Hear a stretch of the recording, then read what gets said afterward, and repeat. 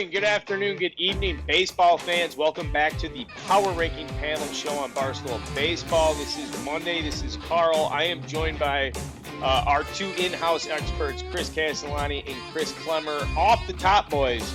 No Hubs this week. Motherfucker just got engaged. He did. Congrats to Hubs. I sit right next to him in the office every day, so I know that this has been in the works for a while for him. I know he's been really excited, so I'm so happy for him. His fiance now sounds awesome, so I think I'm really happy for him. It was really, really great news for the weekend for sure. Now I should clear up. My MFR was more of a casual, informal thing, and this is a positive thing. As a married guy, I know Klemmer, you're married. I have a ton of respect for the process.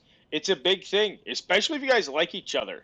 If you're one of those relationships where you guys actually enjoy each other's company, and that's not all of them. If you're in one of those, that's a great place to be. So shout out Hubs. Yeah, congratulations, Hubs. That's probably the last time I'll ever say anything nice about Hubs on this program. But congratulations, Hubs. That's awesome. Okay, so we are without Hubs for this power ranking panel, but it is the three of us. We're going to do a great job. We've got a good batting order set up. I'm going to go first, followed by Klemmer, then Castellani. Before we get through 1 through 9, any before note programming stuff? Castellani, you seem pretty pissed. Your top two guys are down. You know, it's not pissed as much as it's just I enjoyed the Fugazi mini run that we were on. A week ago, we were a week back in the worst division maybe of all time. And it's just like I thought maybe my prediction was they're going to be 5 games under and 5 games back at the All-Star break. And then they would kind of taper off. You lose your best starting pitcher and probably best trade chip in Eduardo Rodriguez. The next day, Riley Green. It was not a stress fracture, stress reaction in his leg. I mean, bro, there's few things in baseball that are worse than when you see your franchise player or potential franchise player turn a corner and then they suffer a serious injury. Because, like, he was starting to hit at an all-star caliber level. He batted .344 in the month of May. Breaks his fucking leg on a fly ball to center field. Just, yeah, that sucks. Because I was at least looking forward to seeing him develop the rest of the year. Now, bro, if you saw the lineup today with Tyler Nevin and fucking Jake Marisnick, like, the one as bad as it gets. Yeah. Not great. Not great. I remember in 2013, Matt Harvey. Yeah, good. You know, he turned that corner. He's having that amazing year. And then August, you know, Tommy John surgery. And you're just like, oh. Now, luckily, Riley Green doesn't seem as damaging as that. But you're right, Chris. It is heartbreaking. And it's annoying because last year he had a broken foot. Now he essentially has a broken leg. It kind of like, I don't want to go all frank here, but like I would prefer we don't have Riley Sizemore. You know, like to jump to like generational talent that you look back at, it's like, dude, the injuries just got to him. And yes, I know it's only his second major injury, but I'm like, I'm jumping to it. I have to jump to it. Not even 4 minutes in, we have our first Grady Sizemore reference of the day, boys. He was like a better version of Jacoby Ellsbury, I feel like. He was closer to Griffey in like his first 5 years than a lot of people let on. Like he was having a Hall of Fame ascension. Now, obviously, you know, we know what happened, but he was so good. Klemmer, can you just give me go back into the Klemmer history book real quick and tell me what you think of Grady Sizemore? Yeah, see, I think his name was Pete Reiser for the Brooklyn Dodgers. I wouldn't compare Grady Sizemore to Griffey. I'd compare him more to Reiser, and Reiser had a similar situation. Both guys played incredibly hard, and because of that, all the diving and all the just playing full out 100% all the time, they both had incredibly short careers. Both guys were, I think, similar hitters. Like, check them out. I know it's a name from the way, way, way past, even before I was born, believe it or not. But check out, I think it's Pete Reiser on the Dodgers, and I think you'd see a similar career path to Grady Sizemore. It's pretty interesting. I love that stuff. You know that. Okay, so Grady Sizemore had 25 wins above replacement in his first 4 full seasons. He played 10 seasons. He's on a major league roster for 10 seasons. 25 wins above replacement in his first 4 full seasons. The remaining 6 seasons, he acquired less than 2 wins above replacement. So, yeah.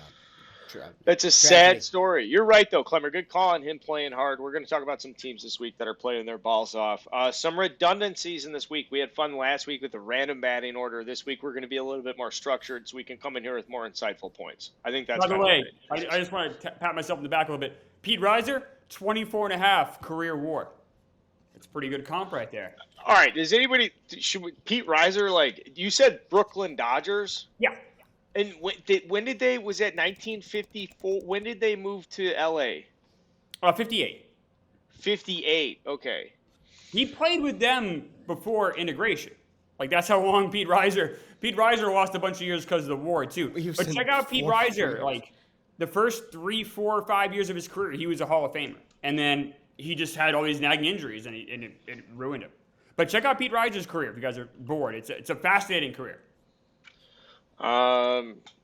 Okay, speaking of fascinating careers, fascinating teams, let's get to the power rankings. How was that transition, Castellani? I like it. I like it. I love a good segue. This is going to be a great show. I can feel it. All right. Obviously, the Rays are the first team overall. And I'm going first, so I'm taking the Rays first overall. So the challenge now becomes each week is, can we find a compelling thing to say about the Rays? Like, is there even anything to talk about at this point? I wrote down 2 notes. They have 5 players in their lineup that play regularly that are on pace for well over 100 RBIs and over 25 home runs. So I don't give a shit where you stand on the sabermetric scale. If you have 5 guys with over 100 RBIs, it's just like a special statistic to me. All right. Now, at a broader level, here's a transactional thing that happened this week. That's why the Rays will always stay dominant. In 2020, they drafted in the first round a shortstop from Arizona State named Alika Williams from Arizona State. Now, I'm saying the name wrong. I haven't watched the kid play.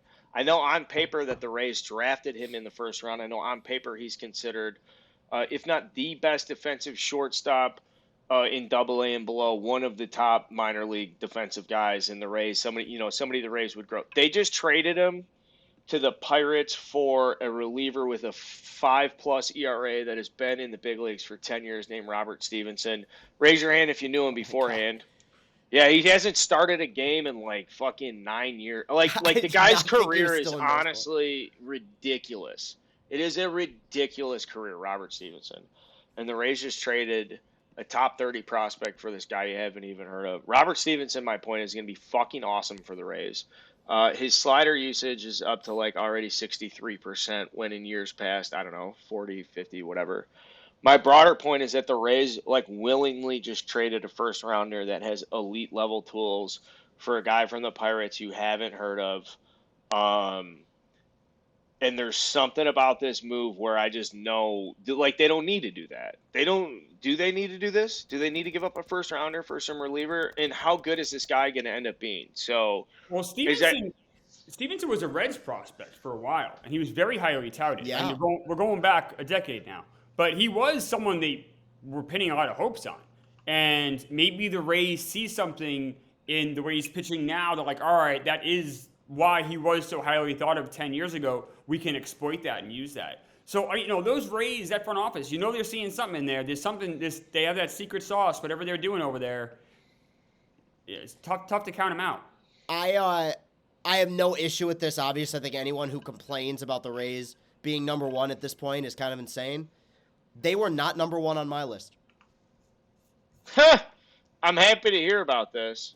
Yeah, I think it's the first time I've not had. And now it's 1A, 1B, and we'll talk about the team that's next anyway. So I don't want to get too redundant, but yeah, I made an executive decision that I just think one team is more likely to win the World Series right now than the other.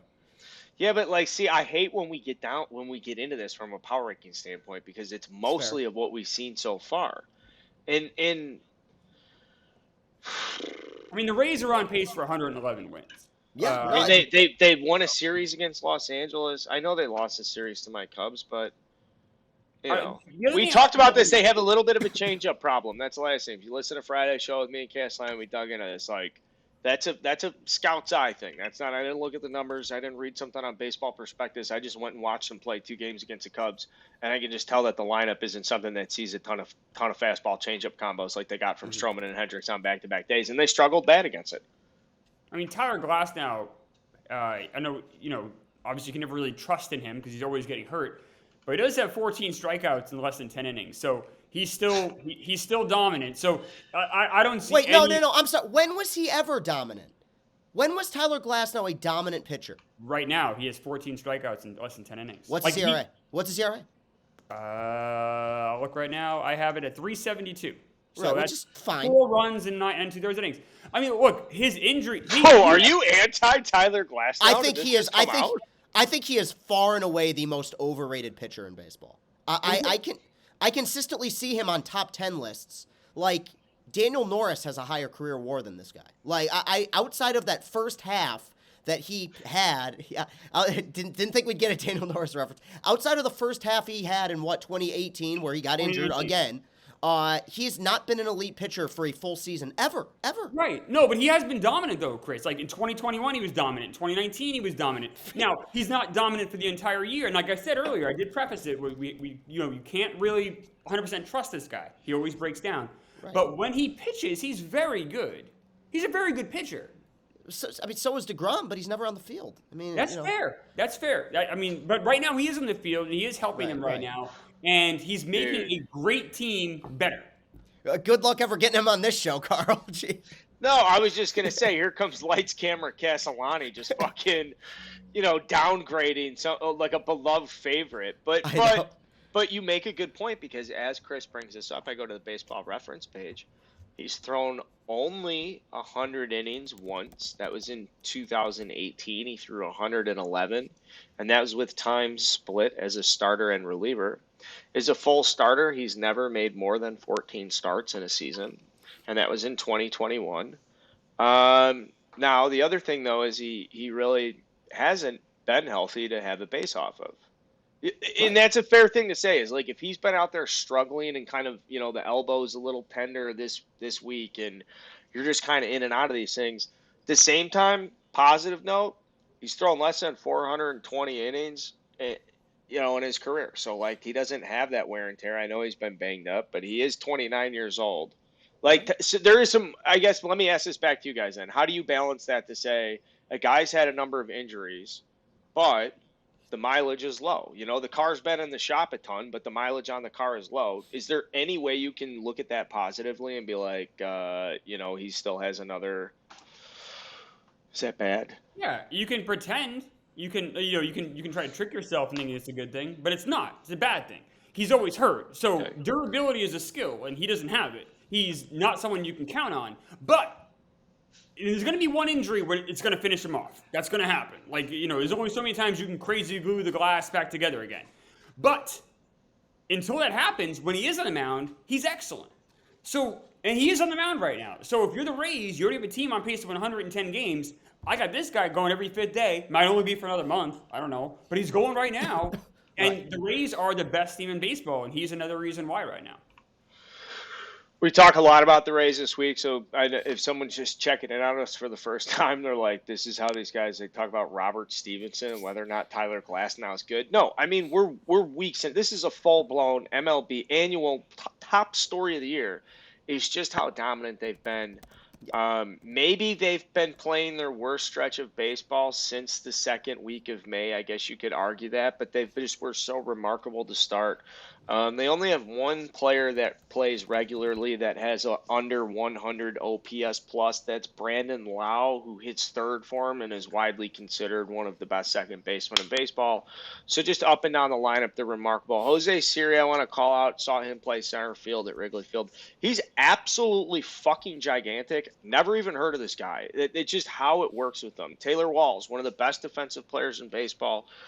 You'd hardly recognize him if you weren't a diehard. So there's enough credit to be given to him. Here's one other thing: they are ruthless. Trevor Kelly was an opener for him in Boston this past weekend. Did well, pitched 2 1/3, and then immediately after sent his ass down to AAA so that they could bring up somebody else because somebody else to stretch out. And I actually do think that might have been Robert Stevenson, the guy they traded for. Josh Fleming also recently just got hurt. So they have some bigger issues at play here. Yeah. And I guess a good transition point was, who did we say was hitting second? Me. All right. So are you taking the team Castellani was going to have first? Let's find out. No idea. I'll tell you who I'm taking, though. I'm taking the Texas Rangers. Yeah, that was my one. Yeah, in my opinion, there's 2 teams that are the best in baseball. It's the Rays, the Rangers, and there's a pretty big drop-off to number 3. Look at the Rangers for a second. I don't think they've been given enough respect nationally. I don't think, and I know it's still early in the season, but it's not. We're a third of the way in. So, it's getting, what does Yogi Berra say? It's getting late early around here. So they are amazing.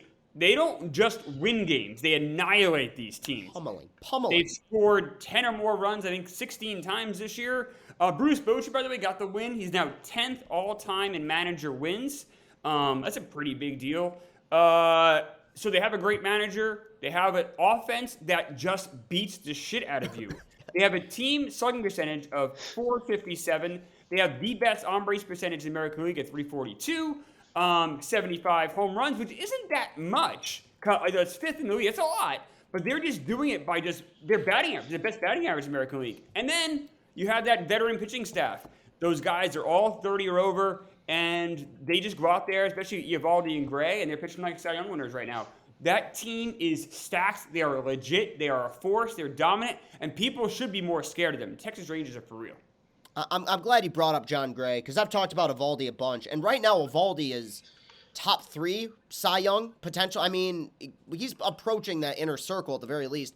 John Gray was an excellent signing, because it's such a difficult thing getting a gauge on pitchers who start their career in Colorado, because you can never really tell how much of this is the result of the park you've pitched in and how much of this is the result of you being an ineffective pitcher. John Gray was the one that everyone always looked at and said, his stuff is lethal if he just played at a different park. They saw that. Strikeout numbers were good. Stuff was good. It is a fun team, and I'll have to check this.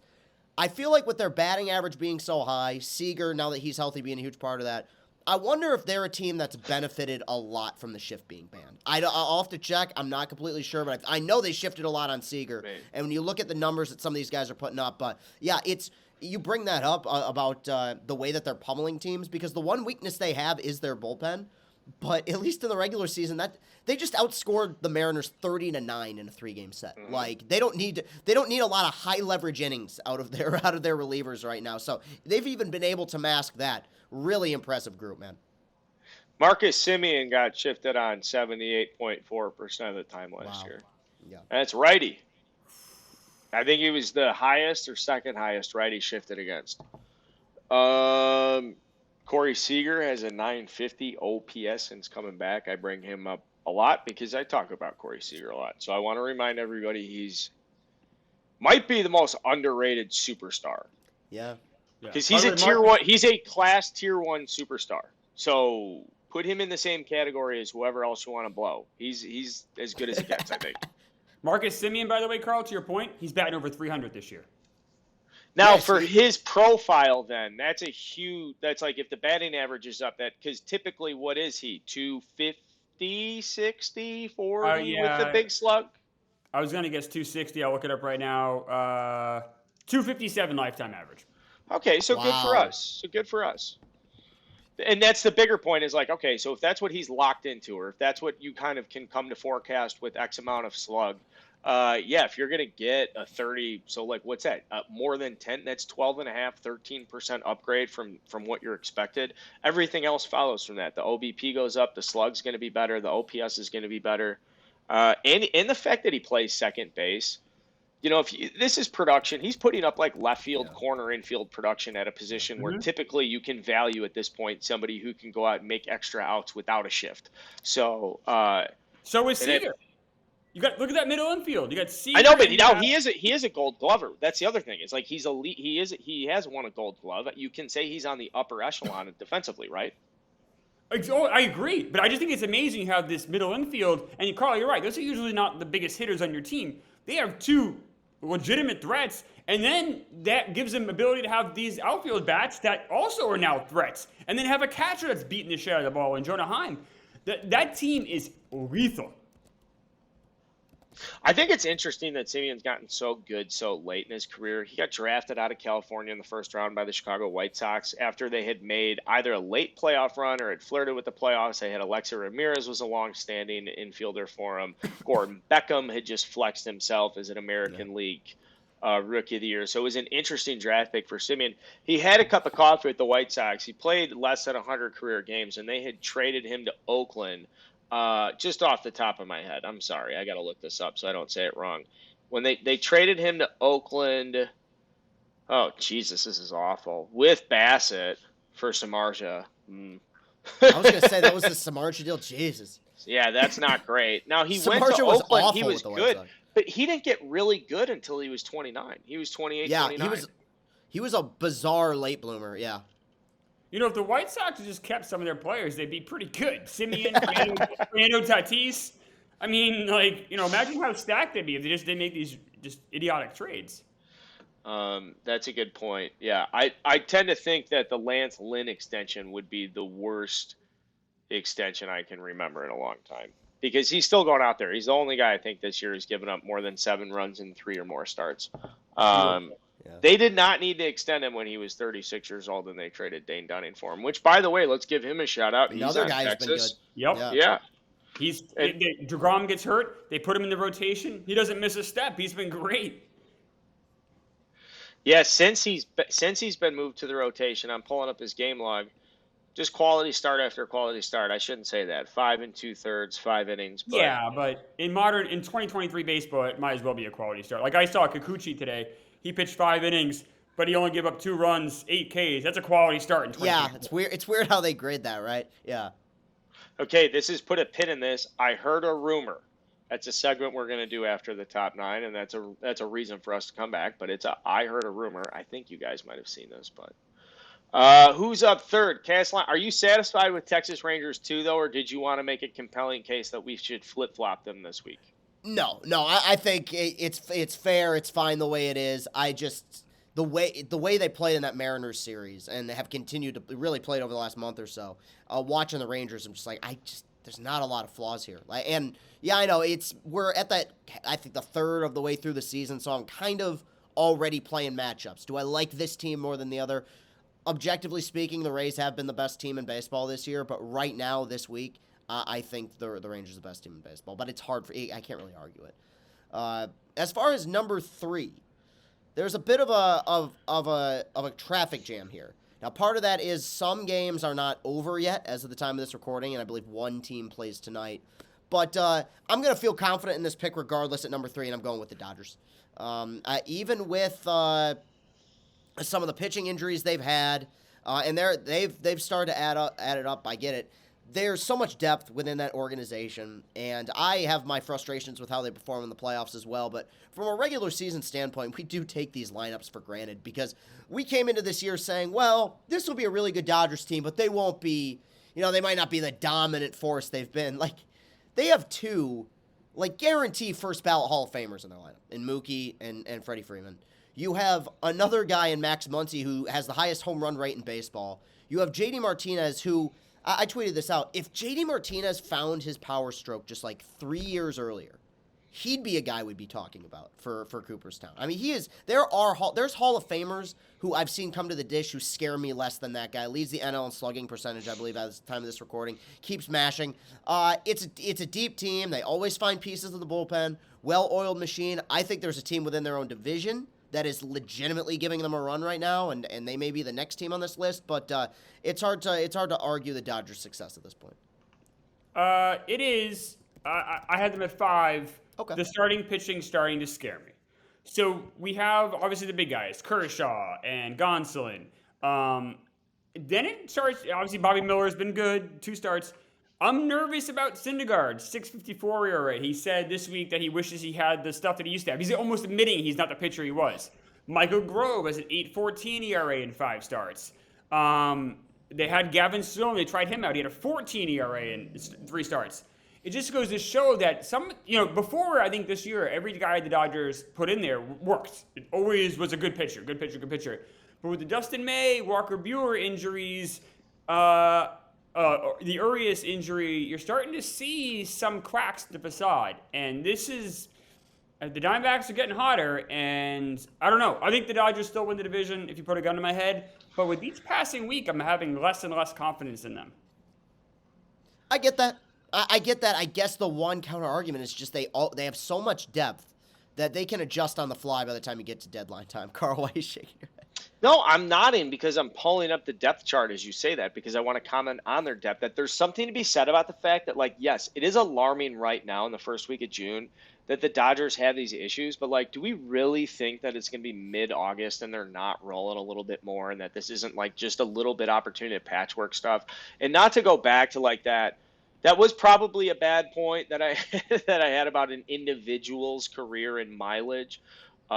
With respect to Glass now only throwing 400 amount of innings, and like, is that a bad thing? But broader scale for a pitching staff, I think it's okay if like Gonsolin comes into the postseason with 120 innings, and that Kershaw goes into the postseason with 130 innings, and if this is kind of spread out a little bit, especially if this is minor stuff, I think the Dodgers are conservative enough and intelligent enough to manage their load a little bit, but.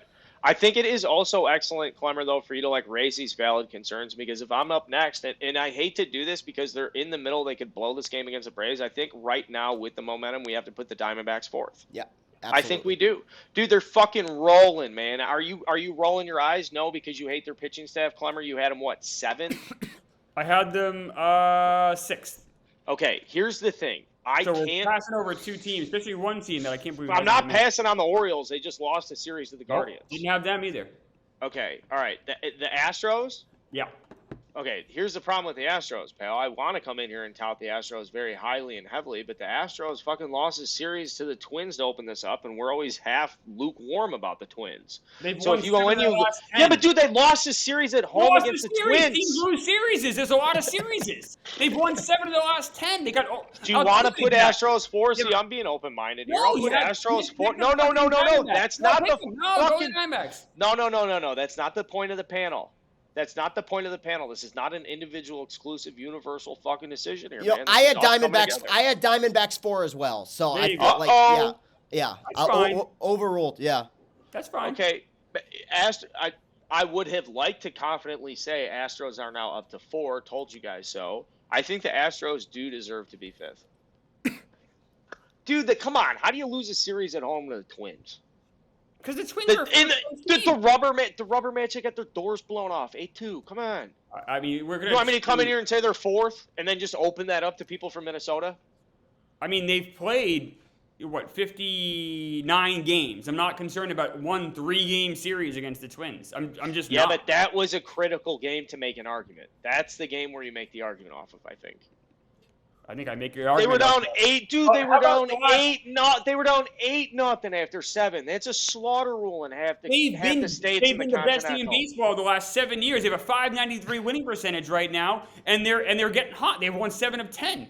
So then why don't we rename the show to Power Rankings for the last 7 years combined, cumulative, as opposed to Week 10? Well, yeah. The point of the show is to inform people that the Twins went into Houston and won the series. That's great. That's great. Good for them. Maybe we should have the Twins be number 1 this week because they won that big game. You know what, dude? You're such a dick, and I love you for it. I know. No. Okay, here's the thing, though. We're not even talking about the Diamondbacks right now. We aren't, and that's unfair to the Diamondbacks. They rule. They're very good. Now, I'm not being over the top when I say that they are, from last year to this year, the most to benefit in the National League from rule changes, from stolen bases and shift changes. And now I wish I could comment more on pitch clock, but I think I'll just keep it to shifts and stolen bases and stuff. I don't necessarily think that's the biggest reason for their improvement, honestly. I think it's the Corbin Carroll effect. Yeah. This guy is so great. I know I've been... you probably think I'm his agent at this point if you listen to the show every week. All I do is talk about how great Corbin Carroll is, but he's that good. He is awesome. He's completely changed that team from an offensive perspective. He is a dominant force, whether he's playing defense or when he's hitting 9 home runs, 16 steals. This is a rookie. He's going to have a 30-30 season, and that's not something that's ever been done before. He's doing things that we've never seen before, and the Diamondbacks are smart to lock him up, and he's only 22. I'm all in on Corbin Carroll. This is, like I said, we saw this with Longoria when he joined the Rays in 2008. He completely changed that team. And you wonder if Longoria being on that team is the perfect guy in that clubhouse for Carroll. Good point. He's literally done this before. And he's a winner. And I think just having that there, the Diamondbacks, got to give them credit. They don't spend a ton of money, but the way they spent money this offseason has been right. I want them to get more starting pitching. But right now, they are fun as fuck to watch. They really are. Corbin Carroll's probably going to finish in the top 10 in MVP voting this season. Like, I think he will, dude. Like, he is having a Julio Rodriguez-like impact on that ball club. And the reason I had them so high as well is because of the fact that, unlike some other teams we might talk about on this list, who have really good lineups but maybe not deep pitching, I'm with you. I would like to see them add, but I like the 1-2 of Gallen and Kelly going back-to-back in a potential playoff series. Like, I think that makes them pretty darn dangerous. They have a great pitching coach in Brent Strom. Like you bring up veterans like Longoria. It's a very fun team to watch. They're getting production from a lot of guys who they probably did not expect to be getting a ton of production out of. They got things are rolling. I mean, they've played a very impressive stretch of baseball here over the last several weeks. All right, you guys pick right now. Gun to your head, Klemmer. Julio Rodriguez or Corbin Carroll? Corbin Carroll. He's better than Julio Rodriguez. It's close. I gotta go Carroll. Yeah. Yeah, I mean, he's a more complete player. Yeah. More complete? I think so. I mean, Corbin Carroll right now is Julio plays center field.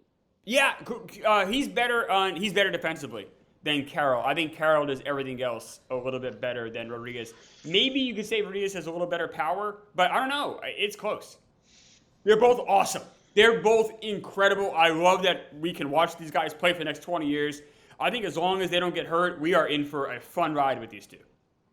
I think by the end of the season, we may say that Corbin Carroll, 8 years, $111 million, might be the most team-friendly contract in all of the four major sports.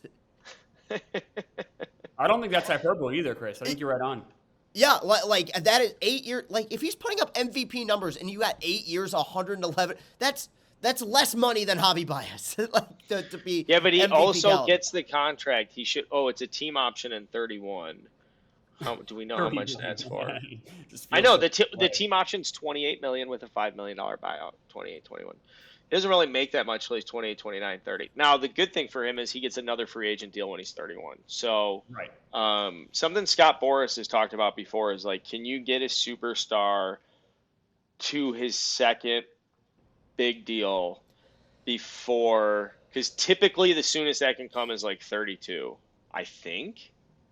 He said it's very hard. So if you can get two very big deals, it'll be interesting to see. Now, does Corbin's skill set, like, I know he's a big stolen base guy. He's very good strike zone discipline. And it was fun to watch him go against Spencer Strider the other night. His first at bat, he did strike out, but I think he saw 11 or 12 pitches. And some of the pitches he fouled off are great, like 98 down and in. And it was a quick 0-2 that went to one of those 2-2 battles for a long fucking time. Really like watching him compete. I completely agree, Carl, and I think he's going to age really well. Look at the doubles, 14 doubles, 9 home runs. That's telling me he's not just going all or nothing. He's spraying the ball around, but hitting it for power. Those are going to improve. His batting eye is going to improve. Obviously, as he gets older, the stolen bases will drop off. The defense, that might be a hindrance. Right now, he's about an average defensive player in the outfield. At least when I watch him with my eye test. I know metrics might say it a little bit different, but that's about right. I don't know if he'll get, he'll never be maybe the greatest out. He'll never be Torrey Hunter out there. But the other skills, I think, are going to age really well. I think this guy, I know it's his first year, but you talk about guys who are most likely to make the Hall of Fame that maybe debuted the last 2 or 3 years. It's going to be him, like I said, Bo Bichette, and Julio Rodriguez are my guys. Yeah. But you're taking Corbin over Julio. I want that to be on the record. Yeah, I would. I mean, it's close. They're both excellent. But if you put a gun to my head, yeah, I'm taking Corbin. I'm okay with that. We're going to get censored on YouTube for all this like gun-to-head talk. I know, I'm not joking. When I post these, it has to have, like, are you going to talk about violence? So I'm not checking the box, though. Come and find me, YouTube. Who's up next? It is Klemmer, because we that was 4. Yeah, take him, Klemmer. Take him. Go ahead. Just take him. Here. Houston Astros, which should have been taken third. It's fine. Yeah, the Astros are fantastic. We've kind of talked about them already as far as kind of what they're doing right now. The only thing that kind of worries me about taking them, I know Carl doesn't like when we play the future game here, but they do have the Rangers in their division. So, are we going? That could be a lot of fun down the stretch watching those two battle it out for the West. But being a wild card does make things a lot harder. If I'm being negative here, Jose Abreu, that's a nightmare. He's 36. He can't hit anymore. I don't know. He has one home run. I mean, it's a disaster. So they have some issues for sure. But the fact that they're still winning despite those issues, Altuve's only played 11 games this year. That starting pitching, they're what the Dodgers, honestly, used to be. But doesn't matter who they bring up right now. They're awesome. Where the Dodgers, it feels like that well might be dry. With the Astros, I feel like whoever they bring up is still incredible. I don't know if they're going to run out of guys eventually, but J.P. France, Brandon Bielak. I mean, these weird, who are these guys? They're not even young. They're journeymen, but they come in, they give them good starts, keep them in games, and they're winning. Yeah, no, I'm with you. And they always have enough to be able to add a little bit of depth at the deadline with that rotation. I'm sure they will. It's an incredibly fun team to watch. This year's AL West race is eerily similar to the NL East last year, where you have two teams, one team that went out and spent a ton of money trying to knock off the defending champs. It's going to be fascinating down the stretch here. The Astros, I think, you have them at 3. I can't begrudge that because there's a championship culture there that until proven otherwise, you kind of got to buy them to be the top dog. So I definitely get it. I do have some concerns with the starting rotation. And offensively, I have some concerns as well. I mean, Jordan's the best, but I think once you get past 6, the lineup is a little shaky. They also have, to me, you talk about an ace, get me to the postseason, give me 7 innings. Framber Valdez is so fucking good, man. That guy's like a wizard with that sinker, dude. I think he's a goddamn nightmare. I think he's the best pitcher in baseball. I know some numbers might not show that. I think Framber Valdez is the best pitcher in baseball. Now, when you say we got to go back to Jose Abreu, but when you say he's the best pitcher in baseball, what do you mean? Right? No, it's hard to quantify because there's so many different numbers. I think I will take Jose Abreu opening day or I will take Framber Valdez opening day to end of the World Series entire season over any other pitcher in baseball's entire season. Okay. I like that definition of best because then some people would say a 7-game series or lead a rotation, but I want to go back to Jose Abreu, just how bad he's been. All right, so it's unique because first baseman, it's hard to have extraneous value as a first baseman. And it's also hard to be under that spectrum.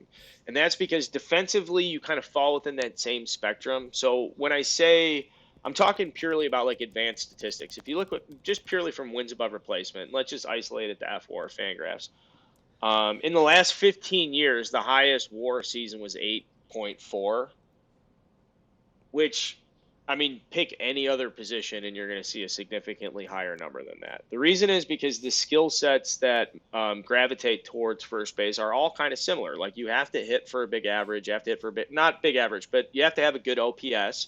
You have to be a middle of an order bat. And most teams are willing to sacrifice defense for more offense at first base. So you kind of have this really average mold of what a first baseman is, where you can have a bunch of different dynamic players. We've talked about second baseman, shortstop, whatever, outfielders. They come in all shapes and sizes. First baseman don't. And this is my long-winded bread and butter to tell you guys that in the last 15 years, Jose Abreu's season right now would be the 6th worst. Would be the 6th worst if it just ended right now. At minus 1.2 wins above replacement. He's been terrible. Obviously, Chris Davis, minus 2.5. But over 15 full seasons, take all of them. And the reason is because it's so easy to get average at first base. Dude, you can find there's guys in AA that can put up average, baseline average. How bad Jose Abreu's been is surprising that the Astros continue to run him out there because they're so smart. I'm just surprised they're willing to make these sacrifices. So there's a bigger story here. There's a bigger story with how bad Jose Abreu is because he's uniquely bad. I just want to say he's not just been bad as a baseball player. If you frame it within his position, they're never this fucking bad, and he's terrible. it makes you wonder, because with an inexperienced hitter like that, I understand, hey, give him April. You can even give him parts of May. But it makes me wonder, how much longer is the leash here? Because if he continues with this, you can't go into a playoff series with Jose Abreu playing first for you. So, like, what's the fail-safe, I guess, is the other part of this, and how long does it go? I think you give him the entire year. They're paying him $19.5 million this year, but then $19.5 the year after that, and then another one then the year after that. So they have, if this year's a disaster, they still have $39 million on the hook for this guy. I think you need to let him see if he can play himself out of this. I don't know. I don't think putting him on the bench is going to do any. And if you're winning anyway, then you can kind of afford to have the leash be a little bit longer. You're right, Chris. The playoffs are a little different animal, but if it's like August 15th, I think you still need to put him out there. It reminds me, and it'll end differently, but it reminds me a lot of Joey Gallo with the Yankees last year, where it's like the Yankees got off to such a hot start, and Gallo was like, he was by definition probably not hurting the team because they kept winning, but you just kind of had this nothing in the middle of your lineup that was killing you. He's on pace to be 20% worse than Chris Davis's 2018 season, guys. That's insane. It's never a good name to be on one side, so. Man, I feel like Klemmer hates that we have Diamondbacks Astros. Like, just admit it before we keep going. Just say it out loud. You hate the fact that we have it Diamondbacks Astros. I think it's silly, but that's fine. I mean, it's just, I know. I mean, it's just, I think, look, I'm sure it's, exciting for that fan base to get a little, the Arizona's been rough for a while. I think the new flashy toy gets people excited, where it's like, well, in reality, if the Astros were playing the Diamondbacks, who would be favored in a series? Like, obviously the Astros would be. So, like, we can pretend that the Diamondbacks are better, but we all know in our heart they're not. You both know them, right? You can. That's fine. All right, but hold on a second. The Diamondbacks are up 5-4 in the 9th inning right now. I do want to circle. Chris, do we want it like? Klemmer just kind of won me a little bit to flip-flop this. Honestly, he kind of did with me, too. I think we have to respect it. I think we have to respect it and go... Move Astros up to 4? I think we have to, because he's right. Like, I just can't in good conscience do that to Yordan Alvarez. Like, I don't know. Like, Alex Bregman's earned way. Jose Altuve's back in the lineup. You're right about Framber Valdez. I think it's just part of me is looking at what the Diamondbacks have accomplished, and it's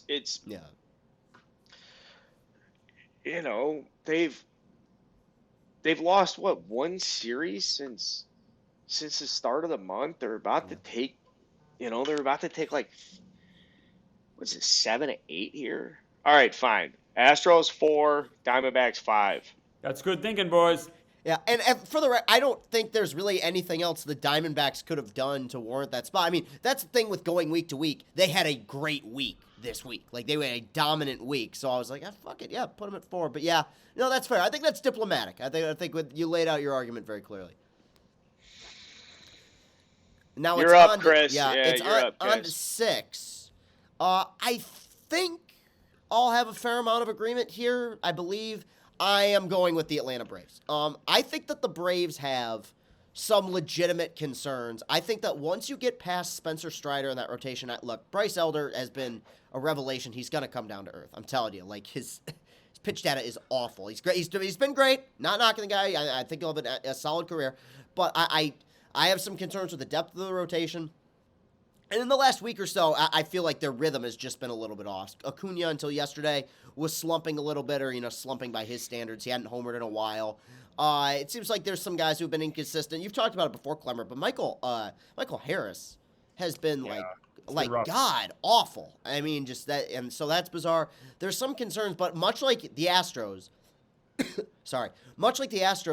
every time you want to point to something that might not be right with them, they always find a way to bounce back. I mean, this is a team that won the World Series when their best player tore their ACL, like, late into the season. Like, they find a way to revamp and reload.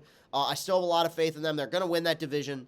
But I think just based on what I've seen the last week or so, I feel comfortable putting them at 6. Yeah, I mean, Michael Harris has been really bad. Yeah. Yeah. Like, but he's only getting worse. So when we recorded this show on last Sunday, let's just see. He was hitting 169 in the month of May. Since we recorded, he's 136. He's got 8 strikeouts and 25 plate appearances. We're not talking about a guy who's in a bad stretch. Like, there's something fundamentally wrong with either the way he's seeing the baseball, the timing of his swing, the confidence, some injury. This isn't a bad stretch of luck. We're talking about a major change to a great player that just signed a big deal. Yeah. No, there's kind of nothing you can do with him at this point either. I mean, you're not going to send him down. I do believe that he's a good defender. I'd have to double check that, but you don't have no. He's fucking awesome. Yeah. I thought it was. All I have to no need to double check. But yeah. I mean, it shows how good that organization is that you can have a guy that you expected a phenomenal season out of struggle this much, and you're still in very solid standing with compared to the rest of the league. I'm a little concerned with one. So I had the Braves a little bit higher than this, but maybe I shouldn't have. Maybe you guys kind of won me over with the Dbacks argument. The Braves are 9-13 over the last 22 games. That's worrisome, and it's worrisome because Max Fried isn't there. Right. And they have Michael Soroka.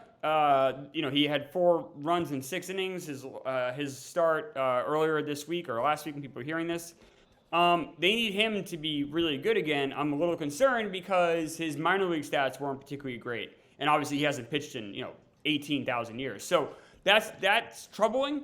And I wonder if I had a little bit too much Braves Kool-Aid, where I see them as first place. I keep seeing them first place every day when I wake up in the morning. I check the standings, but maybe there are some problems there, and maybe those problems are actually starting to catch up to them. You guys make some good points. I don't know. Braves at 6, and I had them even higher than that. But the more I look at it and the more I talk to you guys, the more I'm getting nervous. They're gonna have Sorry. I would put them. I'd be a little bit more comfortable with them around 7 or 8. I think with some other teams that are good. My point about the Braves, my opportunity, if I have like a quick soundbite for the Braves this week. Jesse Chavez, 27 games, 1.8 ERA. Dude's out there dealing. I did a long form story on Jesse Chavez last year, like when I first started doing those TikToks. And it was like one of the social guys was like, you should do a thing on Jesse Chavez and his season this year. His season's remarkable last year because he pitched for like 4 different teams. And he just kept going back to the Braves. He was very good with the Braves in 2021. So in 2022, he had started with the Braves. They traded the Angels. He came back to the Braves. He left the Braves. He goes back to the Braves. He was on their playoff roster. He's back with them now again. He's pitched extremely well. He's 39 years old. You're not going to get a lot of love or press or anything like that on Jesse Chavez. I don't even want to make him a meme or anything or joke around about his career. Dude's pitched in 598 games over 16 years. Where's the rec specs? He's 6 feet tall, 170 pounds. You wouldn't know this guy if he walked in and was ordering a bagel in the morning next to you. Yeah. It's just a great baseball player on a great team filled with superstars. 39-year-old Jesse Chavez anchoring the back end of the bullpen. You know how old Jesse Chavez is? He was teammates with Doug Mankiewicz. Was that Minnesota? Pittsburgh. Okay. His rookie year. I was gonna say, Mankiewicz, Minnesota years; those were good years. They were. That's when a first baseman could play. That's before the computers told you don't play a guy like Doug Mankiewicz at first base. So you could go out and be like a clear Gold Glove winner and hit whatever he hit. He probably never slugged over 400 with the Twins. Mankiewicz was a nice player. Fine. He helped win the World Series with the Red Sox in 2004, obviously. But he's a name you just don't think of anymore. And the fact that someone is out there who played with him that now has an ERA of 1.8, that's remarkable. And like you said, Jesse Chavez isn't doing it with amazing stuff. He's doing it with guile and guts and intelligence. He's really fun to watch pitch. I love those guys. I don't know, anyone that's even close to my age that's still going out there, I like that a lot. Mankiewicz slugged 405 for his career. He had 1 year 464, otherwise 392, 330 with the Twins. I don't like talking shit about guys that played more than 5 years in the big leagues. Under 5 years, you're fair game. Josh Vitters, come and get it. But no, I'm teasing. I'm surprised we have the Braves ahead of this next team because I'm up and I'd be dumb not. Have we taken the Orioles? No, not yet. I mean, what? For them to be falling to 7, isn't that a little criminal, guys? I think there's some signs of, and they're a good team. They're going to make the playoffs. I think there's some signs of the pitching starting to crack the way we expected it to at the beginning of the year. Really? Yeah. I know they lost this series against the Guardians, and I didn't want to celebrate anything, but they did play. I guess they played the Rangers well enough after getting their doors blown off 12-2 a week ago. But you go into San Francisco, you win a series, so I can't shit on you too much. But falling to 7, I think we need to be prepared for this. I think we need to be prepared to put the Orioles 7 and getting shit on and getting bitched at by people, particularly RDT. I just don't know what I just feel like there's 6 teams better. I love the Orioles. I didn't look at this as necessarily something they did that was awful, that they haven't been great the last week. I just think you've had 6 teams that are playing a little better. Well, last week we said there were 6 teams. Are we now saying there are 7 teams, or are there still 6 teams and the Orioles are outside those 6 teams? Well, where did we have them last week? Last week we had them 3 or 4. Yeah, I mean, they haven't had a great week. To Chris's point about, some issues with their pitching staff, it's not great. However, though, if I'm an Orioles fan, I'm like, what the fuck? They're on pace to win 100 games. There's only 3 teams in baseball that are on pace to win 100 games, and they're one of them. I look at it. I'm sure Chris probably is too. You look at the team. You go to their baseball reference page. I'm looking at it right now, and there is a little bit of how are they doing this? Right. It doesn't quite add up. Obviously, Adley Rutschman's incredible, but even he isn't a great slugger this year. He's on base percentage is wild. He's a great catcher. I'm not shitting on Adley Rutschman, but you just I don't know. It just seems odd that they're this good, but they continue to be this good. I don't know. Maybe if they have a big week, we can bump them up. But I still need to see a little bit more. I don't know. Maybe I'm just missing the boat on these guys. Dude, early May they went in. They took a series from Tampa. Yeah. Then they went on the road. They took a series from Pittsburgh. Then they split a series with Los Angeles. Then they swept the Blue Jays in the Blue Jays. Then they went up to Yankee Stadium, took a series from the Yankees. Then they lost a series against Texas, but the game they 5-3 could have been the other way. Very much could easily been a series win. They lost a series against Cleveland. That's kind of tough. Losing 12-8 against Cleveland in a rubber match is tough. Yeah. You cannot give up 12 runs in a rubber match. So I guess maybe that's kind of where the issue is. Grayson Rodriguez going down, sad story. We got to do a deeper dive on just how bad the Orioles are at their they're just so bad with their own pitchers. Their pith win-loss is 31-27. They are 9th in the American League in ERA. They are 6th in the American League in OPS. Wait, no, say the full word. Don't just say pith. I can't. No. You don't get off the hook that easy, pal. You know why? Randy Arozarena. Wow. He came with leverage. Yeah, you I spent an hour saying that name over and over again until I got it right. I was like, this is my job. I need to be able to say his name. This is not an excuse. So I apologize to all Rays fans. I did work on it. I promise.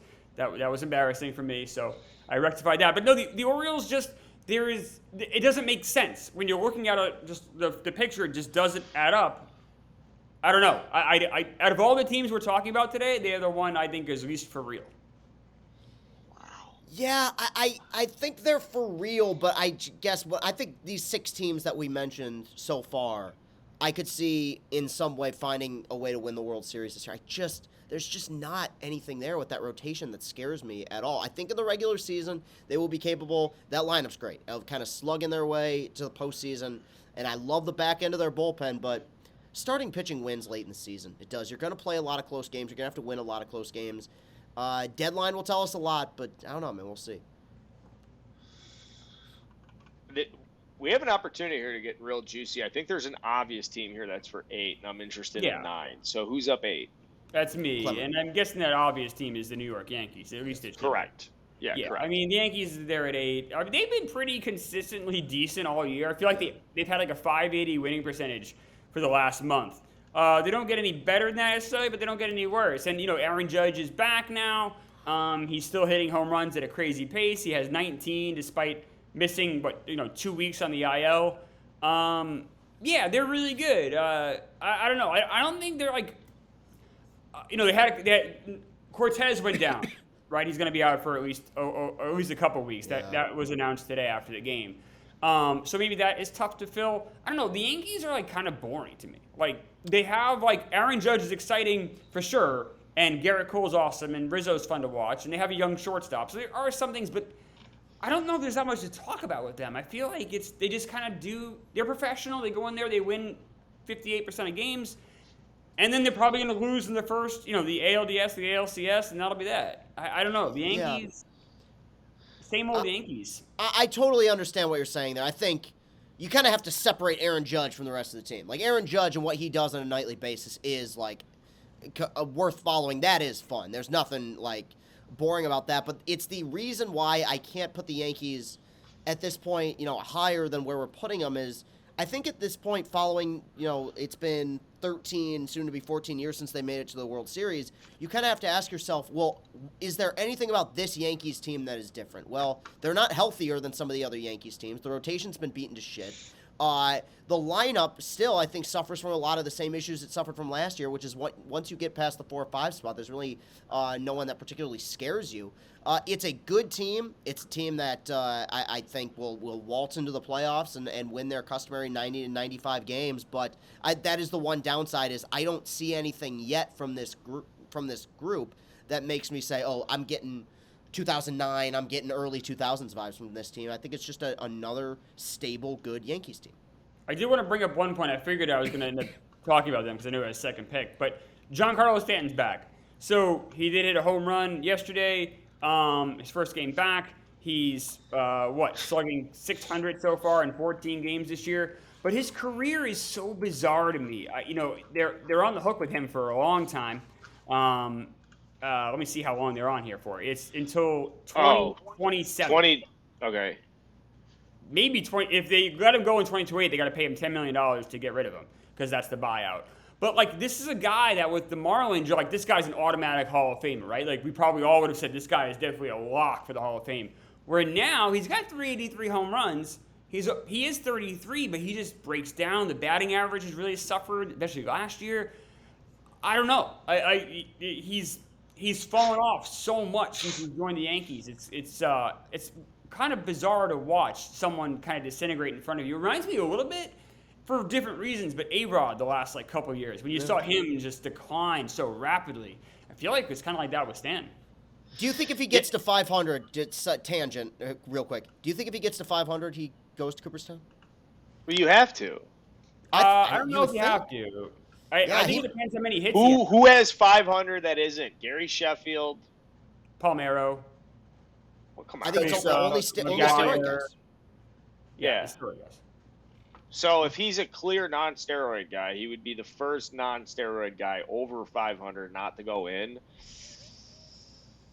Some of these seasons, he's got 3 seasons where he's led this league in slugging. Twice he's led the league in home runs. Once in RBIs. He's got an MVP. He's a 5-time All-Star. Yeah. I don't know. His batting average right now for his career is 264. That's only going to go down. Let's say his average is in the 250s. Does he get in? Dave Kingman, right? 475. Fred McGriff, who was a better player than Kingman, obviously, he didn't get in by the writers. He had 493. Dave Kingman's most famous for the best quote in the history of baseball, which is he got thrown out going to second base. I think they were playing the Reds. He was on the Cubs, and it was 8th inning or something, and he hit hit a ball laced the ball off the wall that would have thought would have been out, or it was a line drive off the wall. Left fielder cleanly fields it, throws him out at second base, and he didn't slide. And afterwards, they were like, Dave, that could have been a close play. Why didn't you slide? And he was like, yeah, I don't get paid to slide. I get paid to hit the ball hard. Yeah. Honest. Dave Kingman was seemed to be very much an asshole. Didn't he mail a reporter a dead rat or something? He was not a good person. Okay, he lived, I've said this before on this programming, Wrigley Field is maybe a mile from Lake Michigan and probably one of the 2 most famous harbors in Chicago. And when I say famous, there's harbors to the lake where you put your boat and all that stuff. And so there's a real big one that's about a mile, just right off Wrigley. They say, oh, the wind's blowing in off the lake. So right off the lake And Dave Kingman had a houseboat there, and he lived in the houseboat and just like walked to Cubs games. And that was back in the '80s when you could just like bring girls back. He would just go to Clark Street after games, and then bring girls to the houseboat. Just a life. Just come back to the houseboat. We'll take it out, get banged out on Lake Michigan. Dave Kingman, 3 times led the NL in RBIs. He's not in the Hall of Fame. Look that career up. That's a great career. Giancarlo Stanton back for the Yankees. Now assume this though. Assume this. Assume he does go off and he splashes, say, 30 home runs this year and all that shit. Like, is a good Giancarlo Stanton enough to turn you into where you go, okay, the Yankees are a top World Series contender? Like, is that the player, or what is the player, or is there any player? Yeah, they're really good right now. If they went and got a big guy at the trade deadline, or said Stanton has this like renaissance, then sure. I mean, they're already really good. So yeah, sure. Okay. I think the pitching's got to get healthy. They came into this year banking on I know they re-signed Judge, but banking on the fact that they have a rotation that could beat anybody. I don't know about Rodon. Severino just got rocked in his last outing. Cortez is injured. If those guys can find a way to be healthy going into the postseason, which I don't really see happening, maybe it changes the dynamic a little bit. Garrett Cole's good enough. Garrett Cole's good enough to win Game 1 and 4. Oh yeah. Yeah. So, Well, he was last year too. Yeah. Yeah, but who pitches Game 2? Right now, Game I don't 3? know. Yeah, right now maybe Herman. I like with the way they've been going. Yeah. The Braves have just put runners on second and third. I'm watching it. Okay, Yeah. so we're waiting for that to fall apart so that we feel vindicated by moving them down to 5. 9 hole. This is a good luck. Yeah, this is an interesting one. There's a few contenders. There's 2 first-place teams, and one team that until really this week had been scuffling bad. Well, I'm going with the team that was scuffling bad. I'm going with the Toronto Blue Jays, a team that just had a tremendous series in Queens. The offense is starting to see it better. Their pitching's coming around, though. Barrios has been much better. Bassett was fucking fantastic a few outings ago. Even with Manoah being what he's been, there's a solid rotation there, and Gausman is so damn good. You always feel like there's a sleeping giant element to this team because of how talented that offense is. I think maybe they found it, had their closed door meeting, right? Went through their rough patch. Maybe that ultimately makes them a better team. Get it out of the way in May, and regroup from there. They are a 9 team on this list, but they have still an insanely high ceiling, and I think for that reason they deserve to be on here. I have him at 9 as well, Chris. And you look at that. So I just got back from the game today where I saw the Mets lose to the Blue Jays 6-4. The Blue Jays swept the Mets, and they just beat them completely on every facet of the game in this series. They outpitched them. Obviously, they outhit them. They were just the better team. It was without question. And you look at this team, and you look at the names in the team, you can't believe they're not better. Right. I was scoring the game. It's like, oh my God, every one of these guys is a potential all-star. Even like a guy like Dalton Varsho, who I know he's not having a very good year this year. It's kind of a terrible year. He was really good last year. He has like every guy on this team is a legit, really good player in that lineup every day. And you just know they're going to get better and better, and they kind of started to show it this week. I think they are absolutely – you've hit it perfect, Chris. They're a sleeping giant. I think they just woke up. They got great catching depth. I know Danny Jansen's on the 10-day IL, but him and Alejandro Kirk, when healthy, I think is the best 1-2 catching tandem in baseball. I will stand behind that. I also think that people really forget that Whit Merrifield was like the top name trade down. It was so good at one point that the Royals were like, we'll not trade him at all. And then here's another name people forget about. How about George Springer? Like, do we just like... Yeah.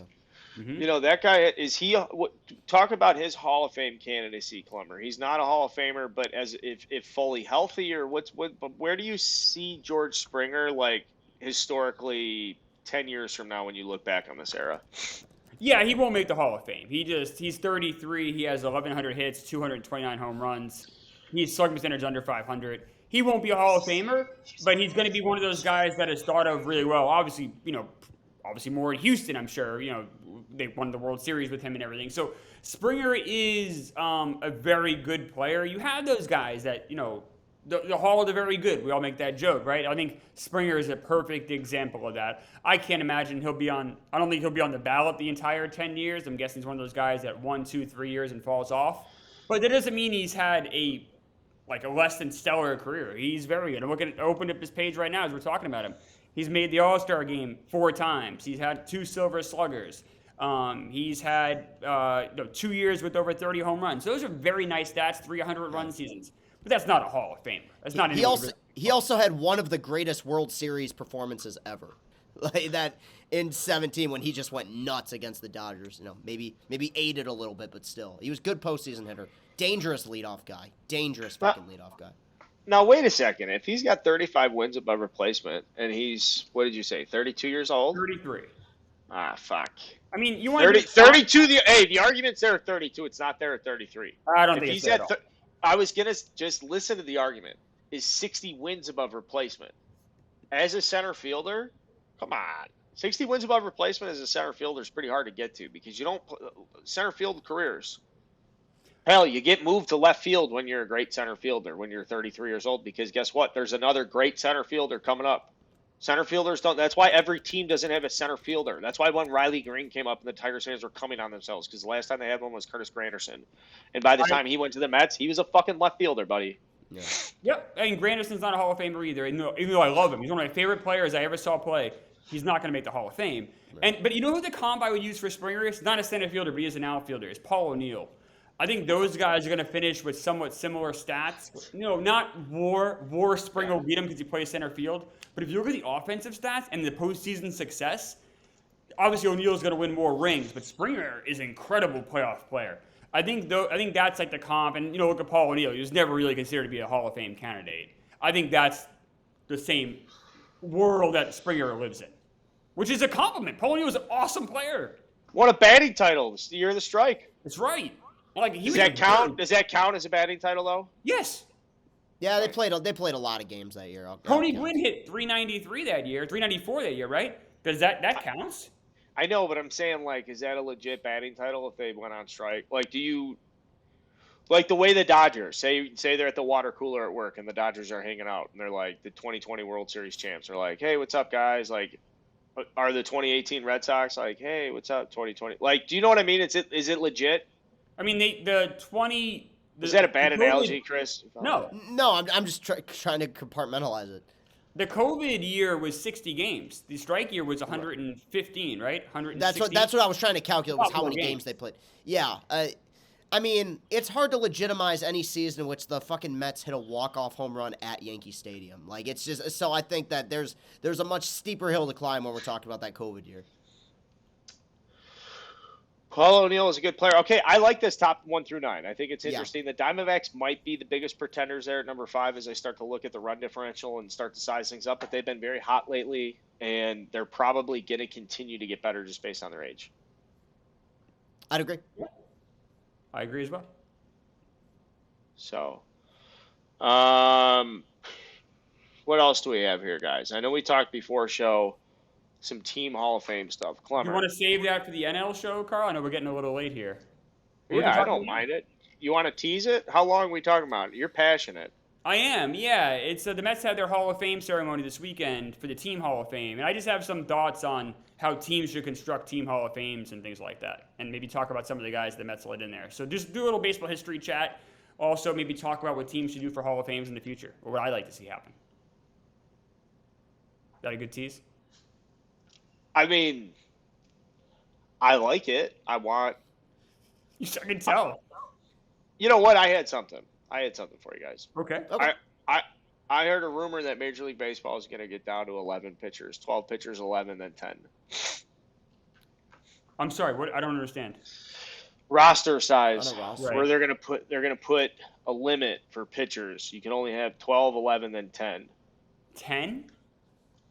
They're willing to go down to 10, allegedly. Dude, who knows? This is a rumor that I heard from somebody who was well, they are willing, they think, in by 2027 or 2026 or 2027, because they just want starting pitchers to go deeper, and they're willing to do anything to get strikeouts to go down. And in the key philosophy to get strikeouts to go down, the ball in play in the games to continue more, is to adapt the mindset of the pitchers to get quick outs in 4 pitches or less, and to get away from the strikeout and stop glorifying the strikeout. And so it's going to be hard it's a huge challenge. So one of the ideas was if you limit the roster size for pitchers, and you effectively force, but then the corresponding move is you have to limit position players pitching.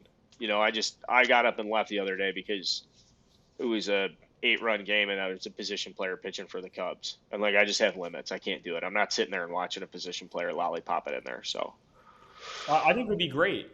So when I was a kid back in the 80s, teams did have rosters with pitchers of 10 pitchers in there. That you saw that. And exactly what you said, Carl. Strikeouts were down. Other facets of the game were more emphasized. Hit and run, stolen bases, things like that. It was a very different game that I grew up watching that we see today.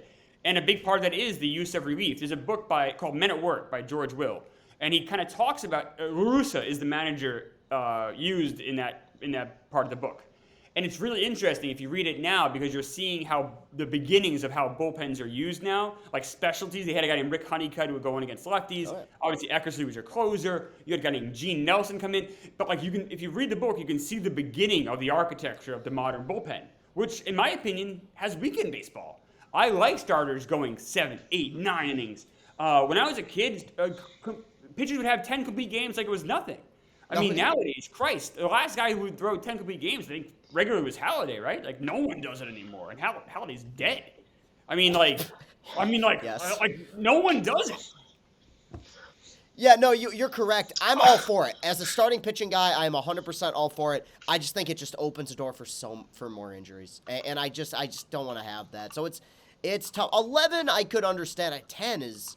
You're on 5 relievers at that point. They're willing to get to 11 or 10. They're willing. They don't want to. I mean, the injuries are going to happen, but I think the injuries have to happen. I think you're right. It's going to be. And we're not at the point where injuries ruin careers anymore. So. Tell that to Matt Harvey. Tell that to Steven Strasburg. Tell that to a lot of guys. Tell that to Glasnow. I mean, injuries do. Tell that to Spencer Strider. Yeah, there's so many guys that come back better. The threat of Tommy John is significantly lower this year than it was last year, the year before that. It only continues to go down. It won't just be Tommy John, though, Carl. Doing that, these kids now have been taught to basically go all out for 5 innings. Effort. And so you're asking them to completely change what they're doing. I want this to happen, but that 5-year bridge, if this does happen, whatever, the first 5 years of this, is going to be very tough sledding. Braves lead 8-5. What a roller coaster. Eddie Rosario had a grand slam with 2 outs in the 9th. Jake Berger hit a grand slam today against your Tigers. He did. Off my boy, too. Off my boy, Alex Lang. His first AL reliever of the month in May. Couldn't find it. Yeah. What a great series that was. Jesus. Welcome to June. It's a hard game, guys. It's a hard game. This is a good show.